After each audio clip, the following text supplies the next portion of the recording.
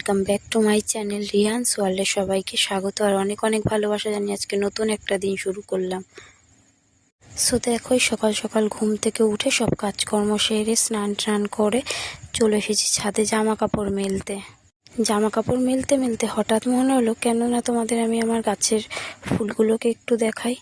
দেখো কি সুন্দর ফুল ফুটেছে, দেখেছি। এগুলোর কিন্তু আমি তেমনভাবে একদমই যত্ন করতে পারি না, ওই একটু জল দিই ব্যাস, এইটুকুই।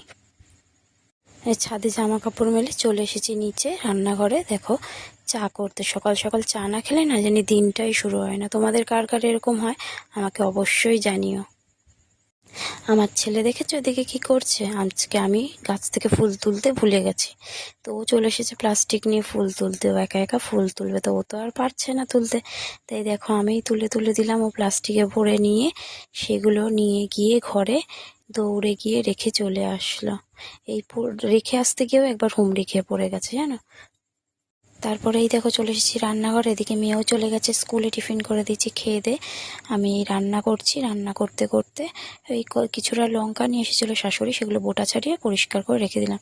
আর এদিকে ছেলেকে স্নান করিয়ে নিয়েছি, স্নান টান করিয়ে ওকে জামা কাপড় পরিয়ে দিচ্ছে। জামা কাপড় পরতে গেলে খুব বায়না করে, কি বলছে জানো এখন, ও নাকি ওর হাতে ভূতে কামড় দিচ্ছে। তাই আমি একটু দেখছিলাম, বলছিলাম দেখি কি করে কামড়ালো, ভূতে কোথায় কামড়ালো।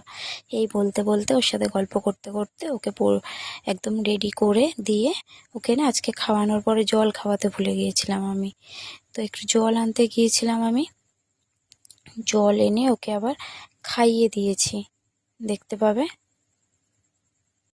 আর ও এত দুষ্টুমি করে, একটা জায়গায় 1 মিনিটও বসতে চায় না। আর ওর তো একটুও জামা কাপড় পরতে খুলতে সাজগোজ করতে কোনোটাই ওর একটুও ভালো লাগে না। টিপ পরাতে গেলে তো পরাতে দেবেই না।